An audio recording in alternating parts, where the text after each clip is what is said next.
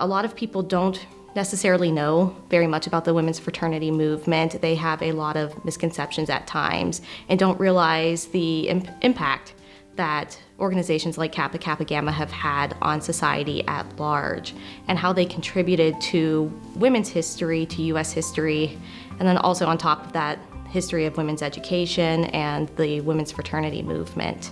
The whole feeling in the 19th century was that women didn't need intellect to perform the job that they were to do in life, which was to keep a home, make a marriage, bring up children.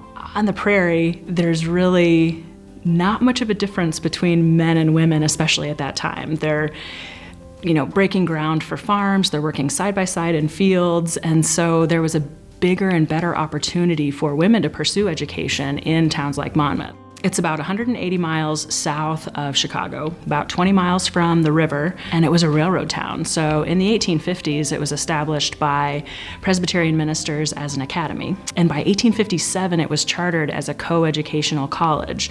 So co-education, where men and women are educated side by side, was kind of considered an experiment at that time. It was sort of seen as an invasion of the male sphere. And plus, the men were convinced that the curriculum would have to be dumbed down in order for women to understand it. They would have separate classrooms for men and women. There were some instances where women had to sit at desks behind dividers so that they wouldn't distract the men while they were in class and doing their coursework. If you came into a classroom, you were ridiculed, you were made fun of. And I think the ultimate thing that was thrown out there was that maybe it would de-sex women if they used their minds. It would affect their reproductive capacity. Wow, that sounds ridiculous to us today. It was very much a fact that they had to deal with at the time. The fact that Monmouth College was this tiny prairie school, opened and admitted women right off the bat on equal footing, was a really big deal. And so that, I think, really set the stage for Kappa. Well, Kappa fits kind of nicely into the period where a lot of women are starting to professionalize. They are starting to take advantage of more and more of the opportunities available to them and to fight for those opportunities. The women needed some place to support each other, to bond together, to help each other achieve the kind of scholarly pursuits that they wanted to achieve. At that time, Elizabeth Cady Stanton would have been known by the women at Monmouth College. She had been active for quite some time, she and her friend Susan B. Anthony, but she was one of the most important members and leaders of the women's rights movement, and our founders would have recognized this. She had a lecture tour that she did, and so we know she visited Monmouth in 1869, and we don't have evidence that any of the founders attended, but it's our best guess that they probably did. And in her speech, she challenged men and women in the audience, but particularly men, to take down your fences, throw your time-worn theories to the winds, and let your daughters feel that they too have a right to the universe. I'm sure Elizabeth Cady Stanton spoke with confidence, really knew what she was talking about, and I'm sure she was very inspiring. One of the things I found when I was doing the suffrage movement was that when that first began, everyone made fun of these women. I mean, the whole idea was so outlandish that any woman would want to vote. So it was ridicule for social control. And that's exactly what was going on with women in higher education. So I imagine that our founders saw themselves as, taking this right to the universe and charging forward and helping to pursue that. After they started the fraternity, Jenny Boyd described that they were on a voyage of discovery. And this all kind of came after they likely heard Elizabeth Cady Stanton give her speech. Jenny Boyd said, "Everything seemed different. Even the people, the building, the classrooms, they all seemed to change. We had started something all by ourselves." They started to notice, however, that the men had these organizations that provided more than just, a literary outlet. They did more than just read things to one another. They had opportunities to socialize, to support one another, and, make it a bigger experience. And so they essentially said they wanted what the men had. And they're thinking of the same things. They're thinking, how can we give women the opportunity to have a quality education, to have quality discussions within their social groups, how to better themselves. And they had this discussion on the bridge, this fabled discussion. Jenny's story is one of my favorites. She never married, and she always described all of the members of Kappa as her daughters.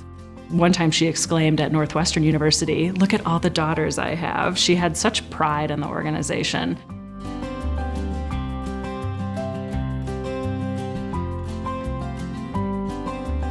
Well, we look after the care and preservation of the Heritage Museum, which is here in Columbus at the headquarters, and then we have the house of the founder, Minnie Stewart.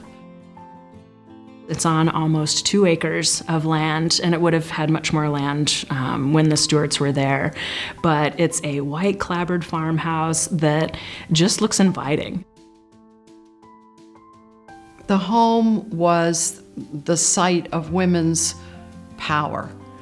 And because you entertain in your parlor, it's the place in the home where public and private life meet.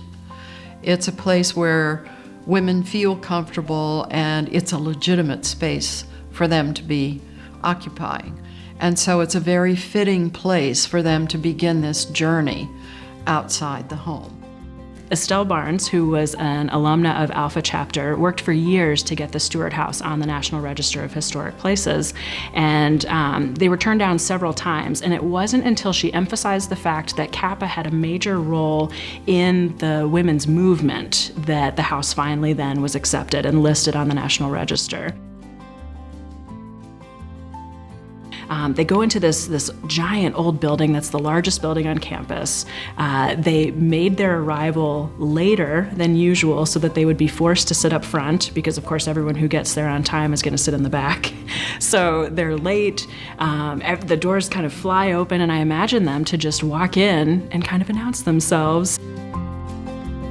It was a big enough deal that it was covered in the newspaper, the College Courier, and the way they described it was that the women were on a voyage of discovery. And then one of the founders, as she was telling memories about it later, described how the fraternity men in the audience at chapel were stamping their feet, and it took the college president forever to get him to quiet down. So I think everyone else around was just as excited for them and just as supportive of them in starting this new venture. The ritual that went along with the development of the fraternity was very similar to the public rhetoric that you have coming out of all these other women's movements. In the 19th century, this idea of classical studies was so big. Ritual wasn't maybe as strange as it is to us today. It was much more just a part of their everyday life. I think ritual can be unifying in the same way that we all say the pledge when we're in school together. If we attend a church, we say a lot of the same things together. It's that notion of repetition and having something in common with other people. My daughter had just joined Kappa at her university and asked me to come for the initiation ceremony. And when I heard all these words again, it was lovely when I was initiated, but now that I had studied all this other information in the women's movement and heard the ritual again, it was like, oh my gosh, that's where this all came from. I mean, it just fit like a piece in a puzzle. So that's really what makes Kappa timeless and almost without geography or without borders. Our earliest example of ritual is in Delta's old minutes. So Delta chapter is our oldest continuous chapter, and they have the earliest example of ritual where they started to kind of increase the type of ceremony that they were following through in using the ritual. And so they came up with some ideas and sent it along to Alpha chapter, and it was accepted. We always equate our key, our membership pin, as the outward symbol of everything that we believe in as Kappas.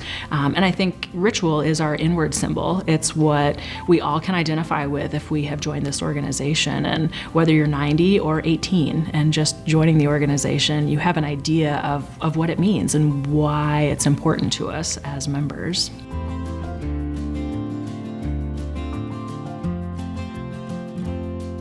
The first Grand President, Tade Hartsuff, is one of my very favorite people, and she was called by her friends in the fraternity a red-hot radical, which I think most people today find a little amusing, but in her day, I'm sure that was the case.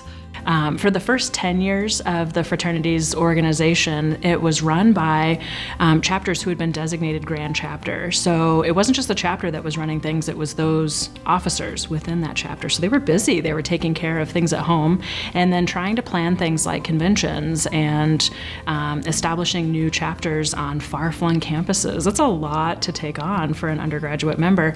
Sadly, in 1880, there was a bit of confusion. There was supposed to be a convention in Wisconsin, and the date was changed, and not everyone got the news. So several delegates arrived out in Wisconsin and found that there was no one to greet them. There wasn't a convention ready. They kind of put together an 1881 convention, an off-year, odd-year convention to sort of make up for this mistake in 1880. And Tade Coons had started researching how other groups were running their organizations. And a lot of the men's groups, including Phi Delta Theta, were using this new Grand Council form of government with elected officers. And so she suggested this at this 1881 makeup convention, and everyone thought it was a great idea. They thought it was incredible. And then they elected Tade Coons as the president.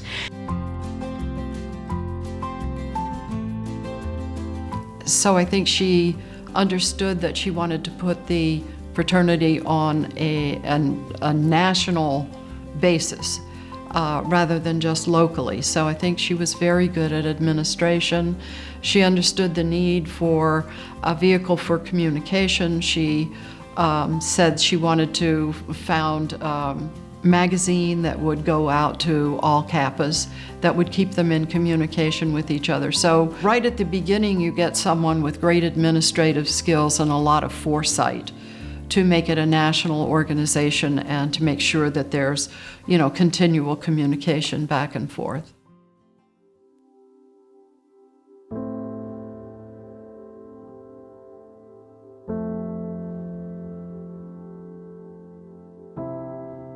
The fraternity itself served as a kind of training ground for women for what they would do in the wider world.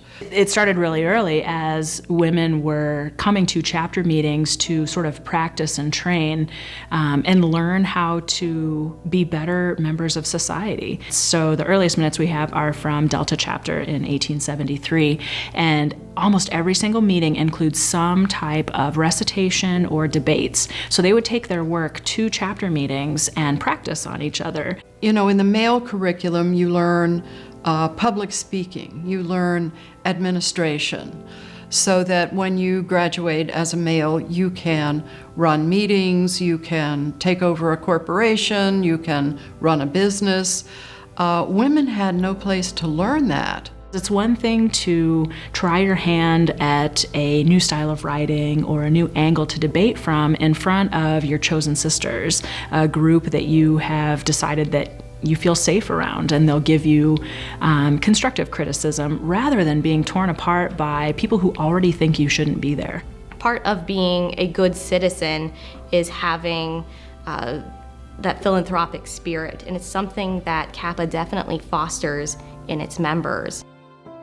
The whole concept of philanthropy was almost built in from the beginning of Kappa's existence. And as much as it sounds almost unthinkable to those of us who are middle class, that there are children who do not have books in the home. Reading is fundamental, provides books for children who don't have them. It provides, remedial reading and gives them a skill that's going to be able to benefit them throughout their lives. So we are creating those circles to help people become leaders in philanthropy, becoming better citizens, teaching them how to become leaders. In reading about the experiences of the leaders who were at the helm of Kappa in the 1960s and 1970s, all they talked about was the turbulence and how difficult it was. But other Kappas at the same time were using the organization to push us a little bit further, and they were challenging what it means to be a woman in the mid-20th century. The support and the friendship of other women who are in that same situation was extremely important to them in getting through that. Kappa spent so much time sending documents and demonstrating to campus administrators and campus officials that the organization was not exclusionary. So Kappa has always been proud of the fact that in our official documents, we have never had any sort of statements that excluded certain people. And I think that's where we are now in the 21st century. We aren't saying you need to be this way or that way, you have to live by one definition of what it means to be a woman at this time, but we're going to give you all of these different tools to find out for yourself who you are. Educated women were the fuel on which all of these reform movements rested. There were these women, 125 years before them who paved the way. And I'm not saying be grateful, but I am saying have a full appreciation of what it took to get them where they are today. We definitely have a lot of opportunity for teaching about history, not just to members of Kappa, but to little girls who maybe want to know what our founders were doing or how brave they were or how they can get more involved with promoting their community. Looking back at the history of Kappa, though, tells us where we came from, why it should be important to us and why it is important to us, and it really helps us to get a better idea of where we're going and why we want to go there. It gives us some direction. It helps us to really focus on our values and the real purposes of why we have come together and formed this organization.